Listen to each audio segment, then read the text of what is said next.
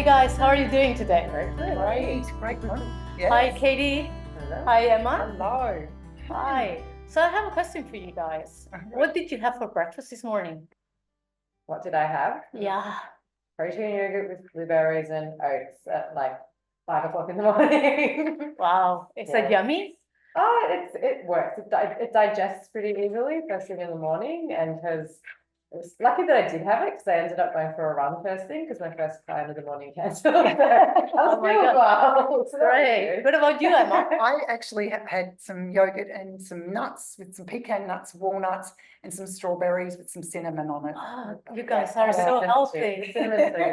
All right. I'm gonna tell you what I had. I had a bagel with tahini. Oh, And a homemade bagel, I'm assuming. Homemade bagel with tahini, organic, orange juice and coffee. wonderful. So not so healthy, and that was right after a Pilates class. Oh, well, yeah. Experience is so tough. You need that. Yeah, you do. Yeah. So I assume, Emma, because you had to come here today, you didn't have time to have much of a training. Of what? Sorry, of the. So much of a training or anything before. I actually had a yoga class at 6:30. Oh, you did? Oh my God! Well done. Look at that. Before I came here, I thought, no, I must get my exercise in before I come. Okay. So go well. Fantastic. So, kind of this sets the ground of what we're going to be talking about today, which is nutrition, good food, and exercise. We've got Katie Masters and Eva Bitz here, two of our beautiful ambassadors. Katie is a personal trainer, Emma is a nutritionist, and I'm just here to get them to talk, basically, and to learn as much as I can, hopefully like you. So, we always say as we age, we need to take care of ourselves in a better way because our body starts going through changes. Yeah. And obviously this site is focused on perimenopausal and menopausal women. So what's the type of exercises that, Katie, let's start with you, but obviously, Emma, you can elaborate, that you would suggest that perimenopausal and menopausal women undertake at this period of their lives? Oh, really? There's no difference between women of that sort of age and younger women. We all need a variety of types of exercise. We need to be strong, we need to be mobile, we need to have good cardiovascular system, and we also do want to do a bit of intensity work as well so that we can perform under stress. And we do, within reason, want to do things where we have to do a little bit of jumping and things like that, so our body is accustomed to, taking those sorts of impacts, because in real life things happen and you never know when you might have to run or jump or something. So you want to do a little bit of everything. But one of the types of training that, in the past, traditionally a lot of women veered away from strength training and they focus more on running and Pilates and classes and things like that. Whereas strength training is one of the most beneficial types of exercise for women, because after the age of around 30, we start losing muscle, we start losing bone density. And obviously, as we get older still, we go through hormonal changes, and strength training can help us to navigate that period as well, to help keep our hormones in a bit of a better state of balance while we make that transition. So it's very beneficial just for the integrity of your joints and your ligaments, your tendons, your bones, your health, everything. So I think we need a little bit of everything, but it really comes down to finding the right dosage for the right person and finding the types of exercise that person likes, because that's a big part of it too. You're not going to do the exercise if you don't enjoy it. So sorry I stop you, but we say strength training. Yeah. Can you explain a bit, because not all of us know what that is? Well, basically working with some kind of resistance. So really Pilates is a type of strength training. That was formed for, helping ballet dancers to get strong. And then anything where you're working with load or you're working with tempo, your body weight can be a type of strength training. You look at people that do calisthenics, they have some of the best physiques in the world. And incredible, yeah. That's using their own body weight, but it's just using load and using things like tempo, so your timing and everything, to make it hard. We want to actually exert. So lifting weights as well. Weights, cardio, using things like sleds or doing heavy carries, lifting heavy things. So there's lots of things that in real life say, if you had to push a car, if you had to carry heavy groceries, if you had to do all of those things, it's really like conditioning for real life. If you're not strong, you're going to get injured doing things like that. But if you can fortify your body, then you're less likely to get injured and you're going to be able to be independent for a lot longer. So you're not going to suffer things like, falling over and breaking your hip as easily as someone that doesn't strength train. So obviously, if we want to build muscle, Yeah. we need to kind of have a good protein intake. So how do we take care of that? Especially, I think it's harder to build muscle at this age. Yeah, it is. Right? Proteins. And for instance, people like me, I don't eat meat, and there's people that are even vegan, which is even harder. Even harder. So how do we tackle that? Actually, you would be starting off with some tofu, I think, those sort of types of things, your chickpeas, your legumes, the things for your protein. Make sure that you have enough protein. Especially with vegans, it is very difficult. Yeah, you need a variety of foods. Of course, you have your, all your whole foods and stuff like that they can have, but it does get a bit tricky when you're a vegan. But you have got. Can you get protein from vegetables? You can some, but most of all you can get it from tofu, and legumes like the chickpeas, the lentils, that sort of stuff. I'm always a bit worried about about the tofu and these things, because as much as they might have a lot of protein, it's an over processed type of food. So I personally don't eat tofu. Because you're vegetarian as opposed to vegan, you can still get it from other sources like with dairy food. Oh, I'm not even vegetarian. I'm flexitarian. I eat seafood and things like that. I eat seafood and you can have your dairy eggs. It's all in there for but it's a lot easier to get protein from animal sources than plants. You can get it, but you have to eat from a larger variety of sources to get all the different essential amino acids. Because meat, generally, if you get, like, say, for example, a steak, it's a complete protein source, or if you get like whey protein, it's a complete protein source. What about eggs? All of the amino acids. Eggs. Eggs are definitely they're like one of the most nutrient dense foods you can eat. Okay, so going to the gym sounds tiring. And so like seriously, lifting the weights, it's and it can even be boring. So what type of routine could a woman I know you said we need to stay fit and strong at any age. But also it happens that at this age, some women also because of the hormonal changes, we have less stamina, we're more tired. So how can we just establish a routine? How long should I have to be in the gym? It really comes down to the individual, and it also comes down to your training history. If you've trained a lot in the past, you might respond better to more training. If you have not done much strength training in the past, just a couple of half-hour sessions a week would be a good starting point to get your body accustomed to it. Because initially when you start strength training, it's hard. You're probably not going to have as great a mind-body connection. You're not going to know how to do a lot of the exercises. So I'd say initially, particularly if you've had injuries or if you've had major surgeries and things in the past or difficult pregnancies, you're probably better off to actually start with someone like an exercise physiologist or a personal trainer that's experienced in getting people back into moving. And that they can help you to navigate and learn the types of things that are appropriate for you. And if you're working with someone that knows what they're doing, they'll generally get a lot of information from you so that they can tailor your programs so that it's more appropriate to you. Because I have some clients that I know there's things they absolutely hate, but sometimes you have to do the things that you don't like. But there's ways of making it more enjoyable. But also there's, if there's an exercise that you don't like, but there's an equally good exercise that you don't mind, then why would you give that person that exercise? I hear you. Because so it's making, you have to work not just with the person's body, but with their personality as well. Like, for example, I work with a coach and we worked out that if I have a program, the same program for 12 weeks, I'm going to hate it. And I'm going to just start deviating from the program and doing whatever I want to do. Whereas I've got some clients that they work better with having structure and knowing what they're doing.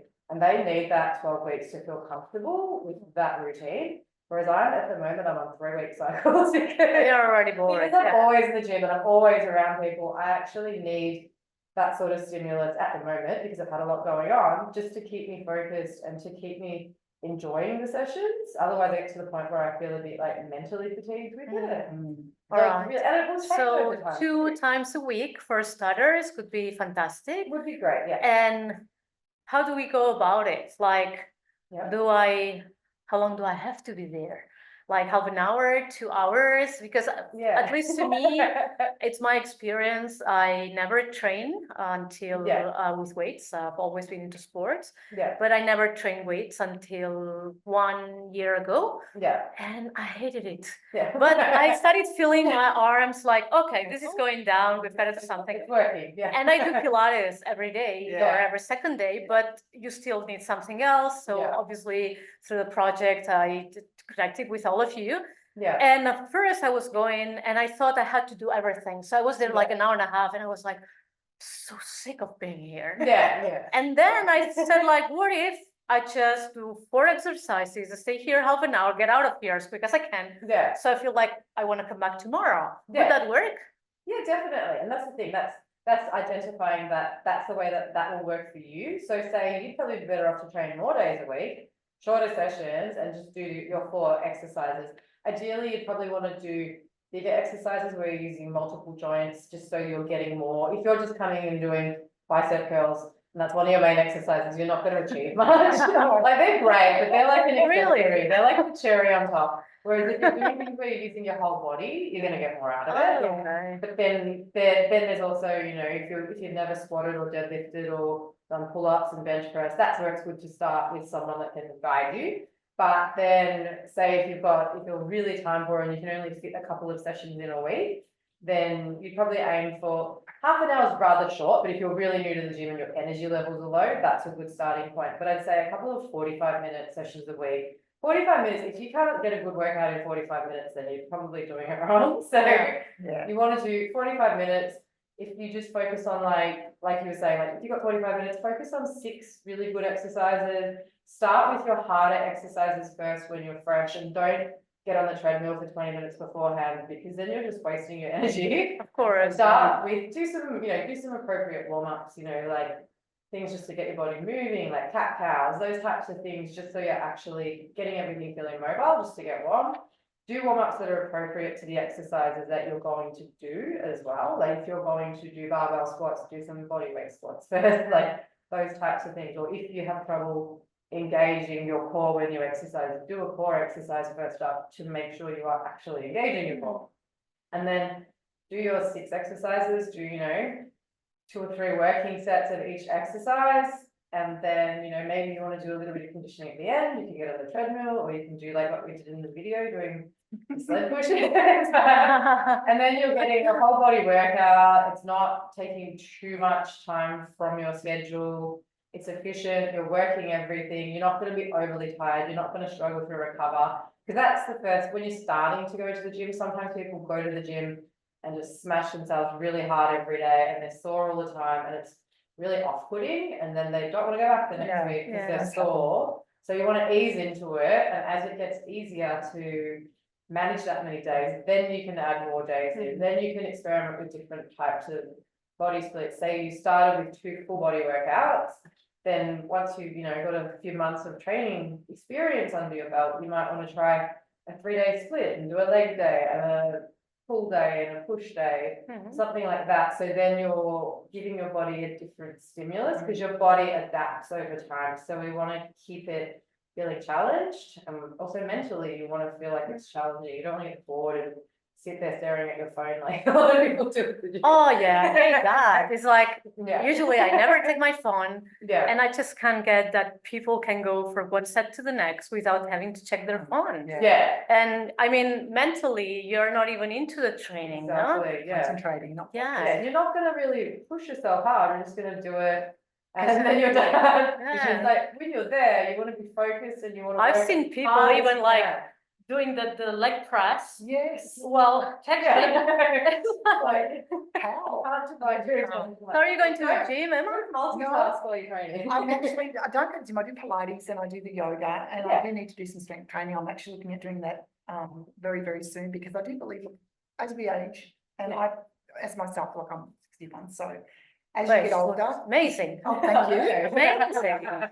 Thank you very much. It's very kind. But I'm fine. I know, and I see a lot of women my age that are really struggling with lifting, struggling with their Yeah. strength, Yeah. the balance, and Yeah, that's that's really a huge important. one. I see it in Yeah. yoga, especially women that just can't balance properly, and it's I Yeah. think with strength training, it's really important, especially women of all ages, but Yeah. mainly women of my age, absolutely. Because you And start losing that balance, you and you're do. more likely Yeah. to have. Oh, talking Yeah. about balance, I talked to someone at the gym Yeah, and I said, how come you guys don't have a balance board? yeah, And they go like, oh, what's that? yeah. I said, well, it's a board. You put like a roll at the bottom, and Yeah. that's incredible because it's a very good workout. It helps with your proprioception. Is that Yeah, the word? Mm. And I feel when I'm not doing that, my knees get weak, Yeah, and I have knee pain. yeah, And I said, it's not even expensive. You should have one. I said, yeah, I'm Yeah. gonna look into that, because usually that's my warm up. I do yeah, 10 minutes yeah, Yes. freestanding on the balance board, yeah, and I kind of get instead of pushing the sled or something. yeah, So that's great. yeah. It's really good. Yeah. And so then lifting weights Yeah, burns calories. it does, yeah. Yeah, but it burns calories on the spot. But I reckon we were talking about that the other day. Yeah, And you continue burning calories, and it's very good for burning fat, all this fat we have around our belly as we yeah. grow older that we so much Changing hate. your body composition. Yeah. The aim with when you're strength training as well, as long as you're not eating in a calorie surplus, if you're eating far too many calories, then it's No not donuts going- after not the gonna training. recomposition so much. You still build muscle, because eating more food is actually great for building muscle. But if you want to, so you might go through periods where maybe you do eat a little bit more just to build some muscle up. If your muscle is really low, you're better off to actually eat in a little bit of a surplus, build some muscle, and then reduce the calories a little bit later. Then you'll see that you actually have musculature, but it's more working around. You can use food as a tool, just like you can use exercise as a tool. But it's more finding out sort of if you're coming into the gym and you want to lose a little bit of body fat and you want to build a little bit of muscle, but you don't want to get overly muscular, because a lot of people think I was they're gonna ask end about up like that, Arnold Schwarzenegger. But Yeah. unless if you're eating in a surplus, you're not going to get huge. It's hard to build muscle, particularly for females, 35 plus. It gets harder and harder to build muscle. So you do want to make sure you're eating around maintenance, or if your goal is fat loss, in a slight deficit. You see a lot of women put themselves on 1,200 calories. Yes. That 1,200 calories a day, not enough for an adult woman Yeah. that is able-bodied and you're training, you're exerting energy. That's probably less than what you would be burning at rest. So you want to make sure you're eating enough to support the exercise, but if your goal is to lose fat, you want to be in a slight deficit. So somewhere between 10 and 20%. Maybe you could get away with 20% when you're new to exercise. But once you've been training for a few years, 20% deficit is quite big.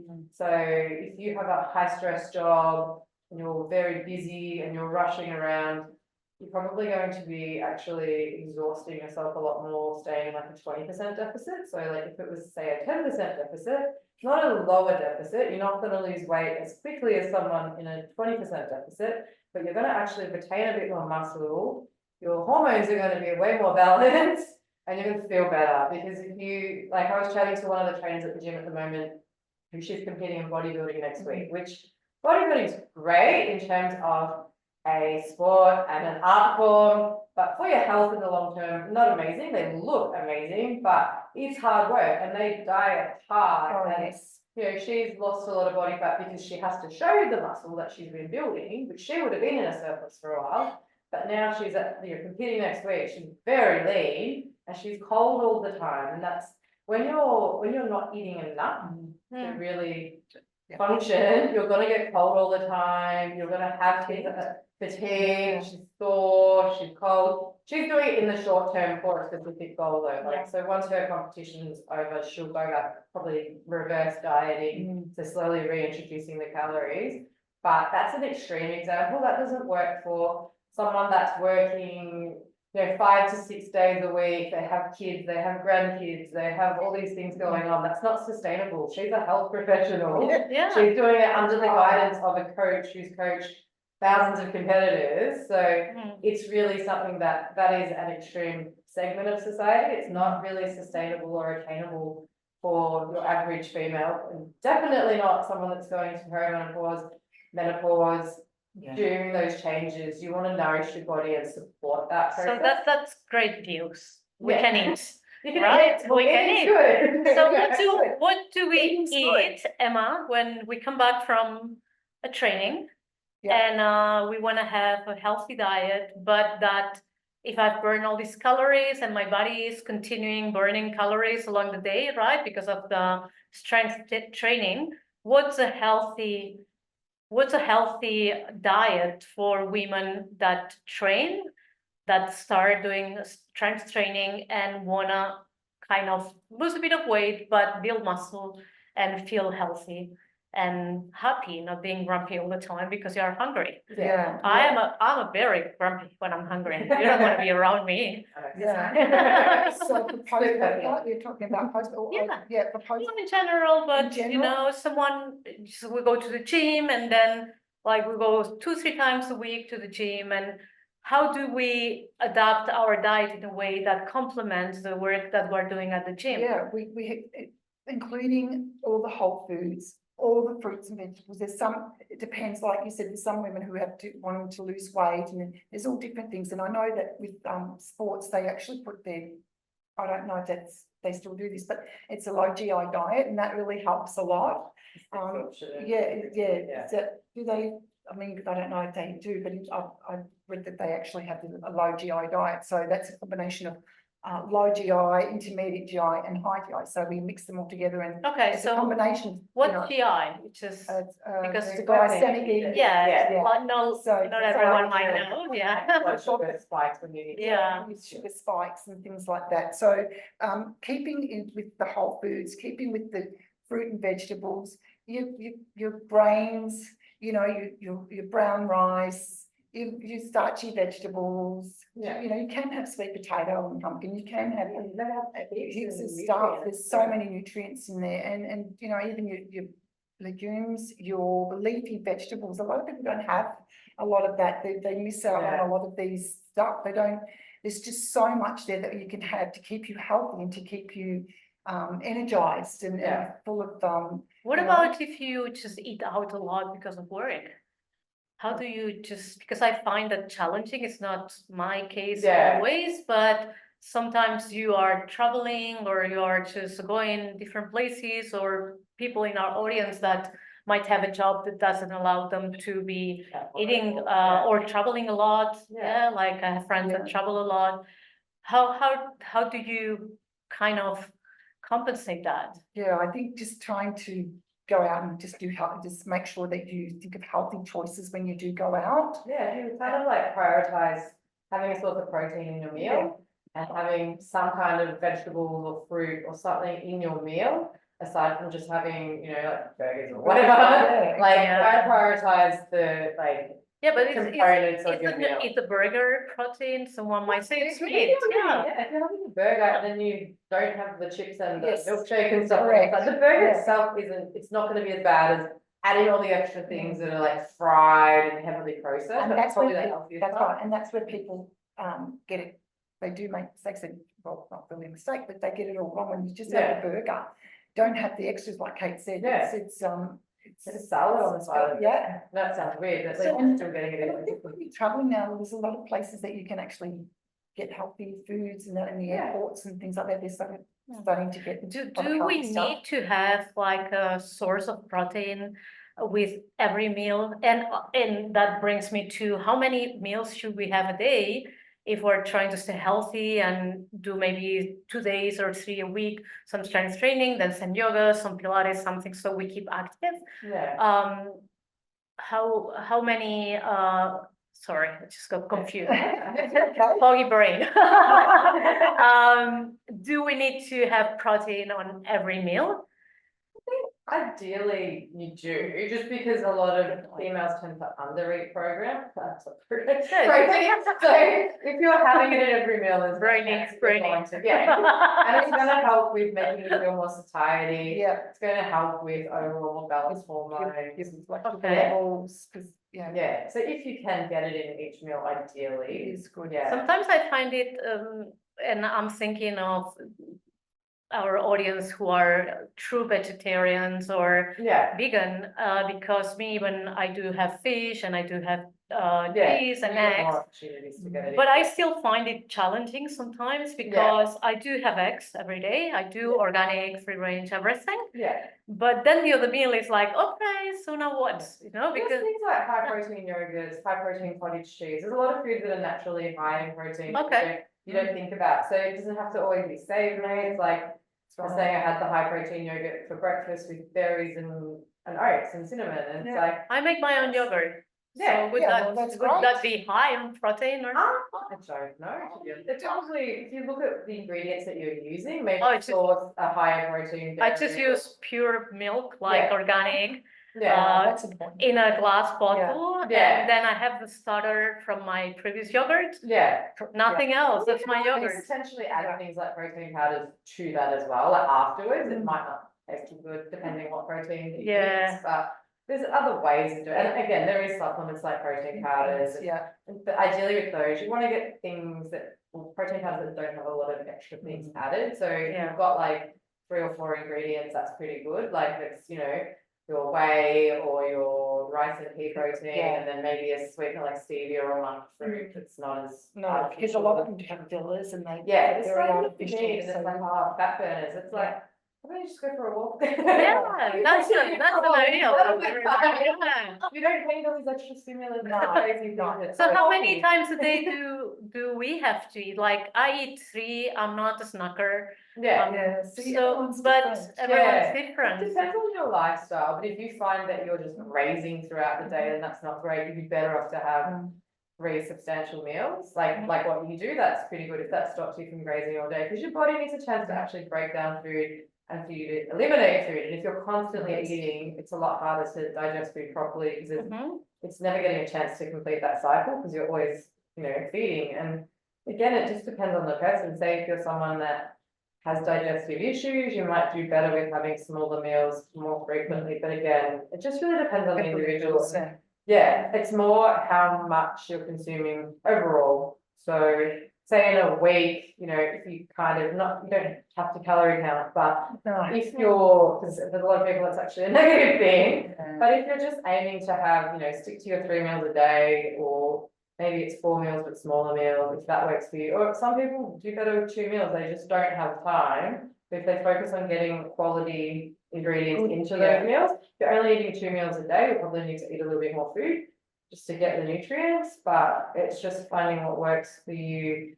And really it's just like noting down, how does my gut feel when I eat these things? So I feel overly exactly full. right. Yeah. Yeah, and it might, if you can't get enough food in those 2 meals and you don't have time, maybe you look at different ways of getting food in, or then you could go to things like smoothies and stuff. They're not the best source of food. I always every time I'm back from the gym, I look at the protein powder.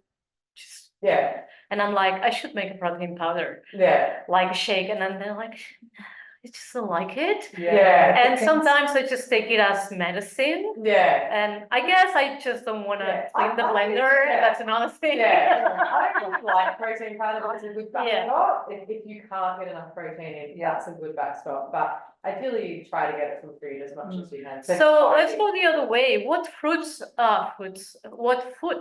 should we totally avoid during this, in general, but during this period of our life that could interfere with hormones and make us feel even worse. And what about alcohol? What about smoking? I know that's not food, but it's part of habits. No, alcohol is really, it does affect a lot of women don't realise that it actually affects hot flushes.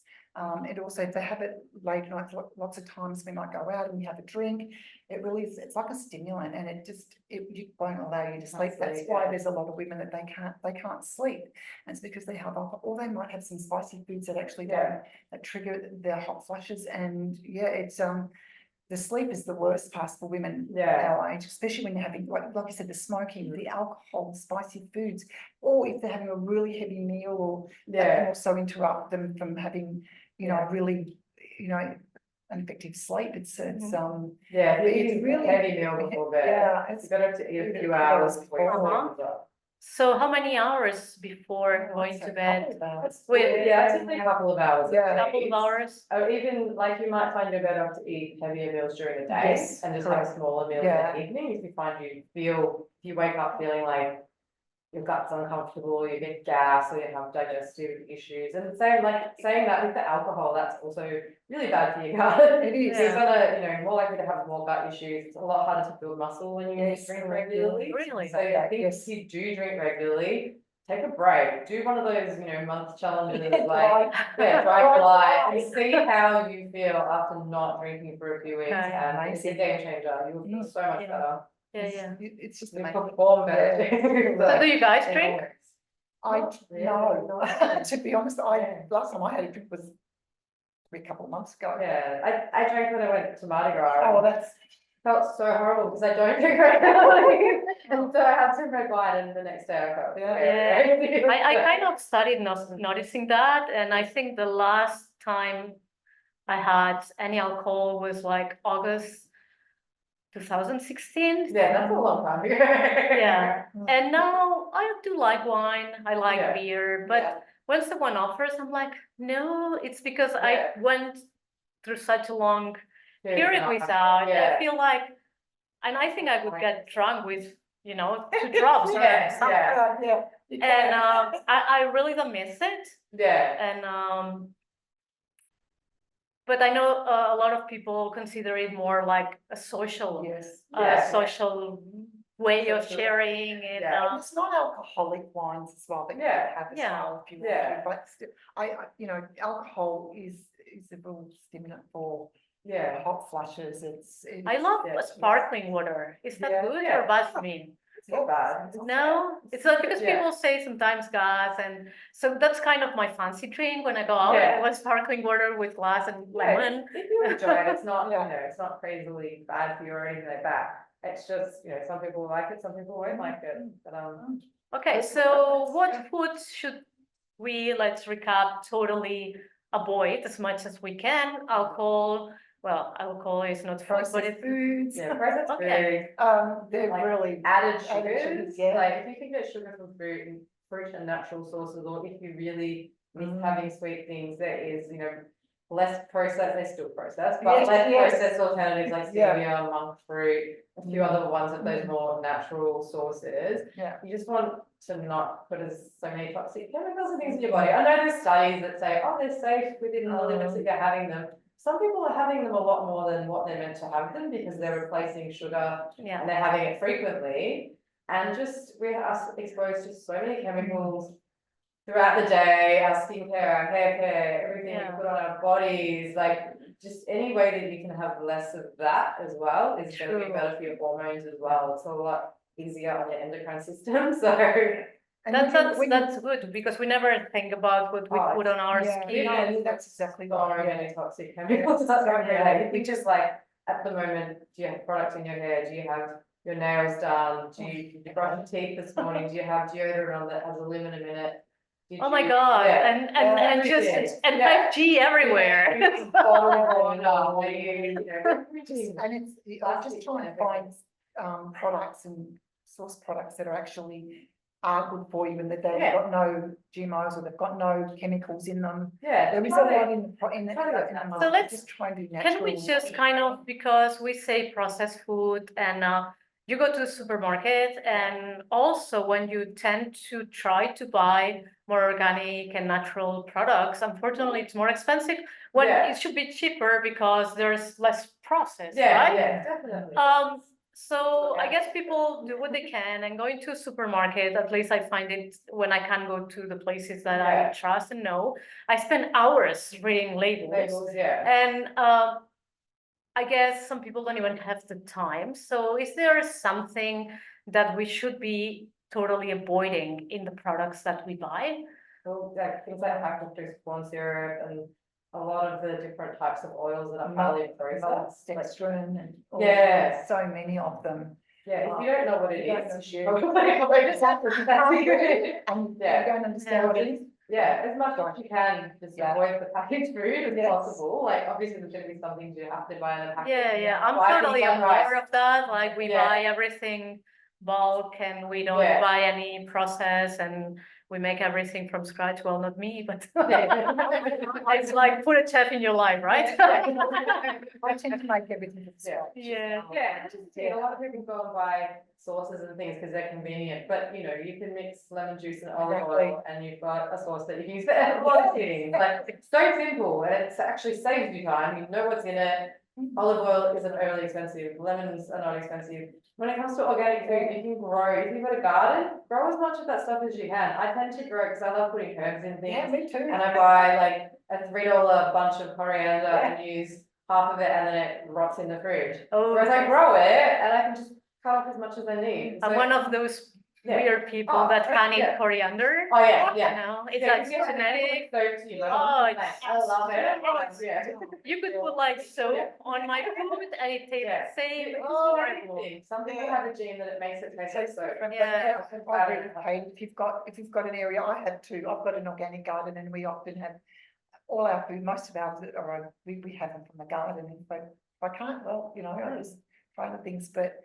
Yeah, it's good to have an organic garden. Yeah, and even if you buy something organic, got the space for and there's so much information out there. If you get on YouTube and look at how to, say you buy organic stuff initially, there's a lot of things that you can grow from the seeds, from the things that you know, I remember this when I was a kid. My auntie used to always do this. She'd keep she had an avocado and she'd put like toothpicks in it and grow it in water and sprout the seed. I've seen that. And people just don't do things like that so much anymore. It's true. Everything you can grow from. So I just think we're getting lazier and lazier. I remember a couple of years ago, I was with friends and we had fish, and said, "Do you have lemon?" And he goes like, "Yeah, it's in the fridge." So I go in the fridge and I found this bottle of lemon plastic, which was lemon juice, and I'm like, "You must be kidding me! It's something easier than just cutting a real lemon." But obviously, I guess that's got some preservatives, so it doesn't expire, and the lemon gets kind of definitely. So it's Most I of think these products have got something in it. So maybe all this sometimes it'll just be like salt with certain things, but we could kind of just, to summarize a little bit, say that we need to put time and a bit of effort into taking care of our physical health.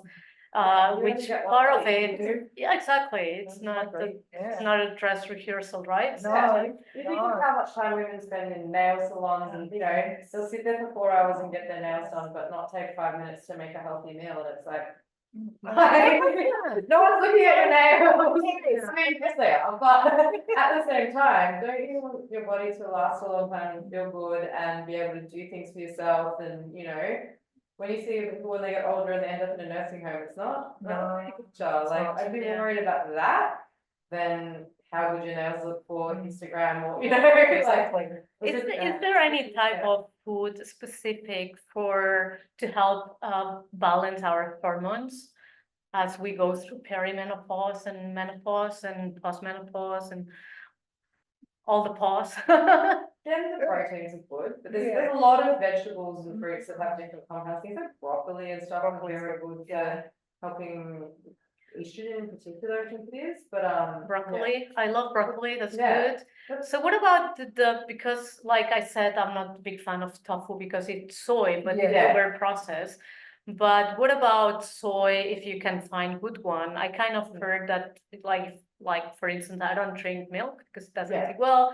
But sometimes I have some soy cappuccino, which I love we could have one now. That's Or sometimes I choose rice. I was doing a lot of oat milk, but I felt it was a bit inflammatory. Yeah. So now I'm kind of going easy on that. Yeah. Yeah. Or even if you buy the organic, it's just so hard Yeah. to find what really suits your body. You could make your own nut milk and stuff at home. Really? It's very easy to make. It's like you literally blend it up, soak it in water, you can put cinnamon in it and whatever you want to. If you want to have sweetened, you can add a little bit of like maple syrup or honey or something that's not sugar. And then you use muslin pop and squeeze it out. It's expensive to do. But even rice milk can be made the same way, and that would be cheaper. Really? Yeah. So do you have to boil the rice or? No, I think you just grind it up. I haven't tried it personally with I rice know milk. the almond milk I have. I've done Yeah. the almond milk. Yeah, I've done the It's almond quite- cashew. Yeah, cashew's nice. Yeah. Really? But Yeah. It's gonna get very expensive because Yeah, It is. But, It yeah. is an But expensive there's product. like, I know like in Mexican culture, they make horchata, which is like the rice milk. I don't think In it's Spain cooked, as I think well. it's ground up. Yeah. Yeah, it's Yeah, the so- little bean, I don't know the name of Yeah. the chufa bean. Yeah. Yeah. Just made it up. But something like that would probably actually be less processed than some of the like activated Alright. nuts and stuff that you can get. Yeah. And just things like coconut milk, because it's a little bit closer. Coconut is more, it has milk, like, Yeah. so it's Yeah, less so- processed yeah, it's generally. actually- Don't you guys feel that kind of to really take care of yourselves properly, you should just kind of stop working and just doing Yeah. that? I think sometimes, like,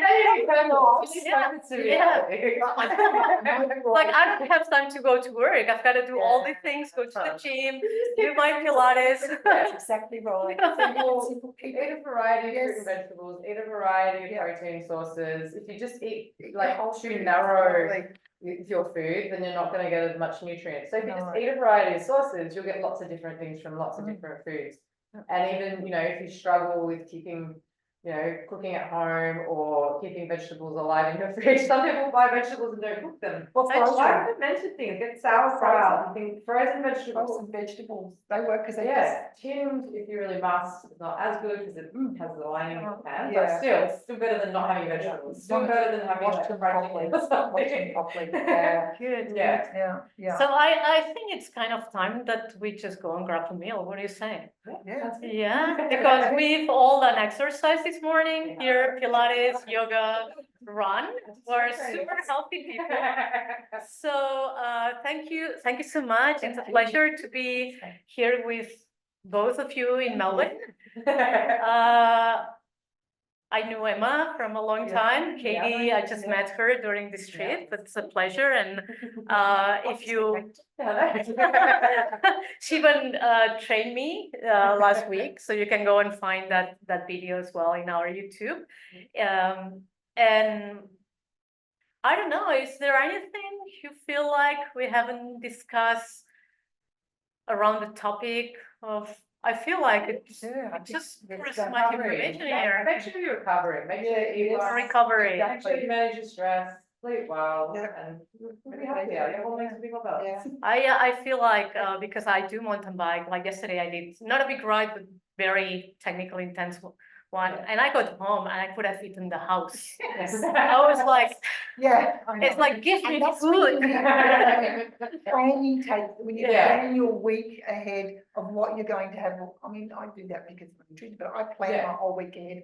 I know Yeah. when I go to the grocery or the organic market that I know I'm going to have certain foods during the week. So Yeah, I have that plenty. yeah, in have your my- staples Yeah, there, yeah. yeah, in my fridge that I can go to. So when I come back from Pilates, I'm starving too. But Yeah. you know, I actually grab something and think, okay, so I've got bananas or I've got fruit or I've got nuts. Yeah, So yeah, that's good too, it's yeah. making sure that it is planning ahead. Yeah. That might be my only snack sometimes. Sometimes bananas and nuts when I feel like Yeah. I'm still a bit.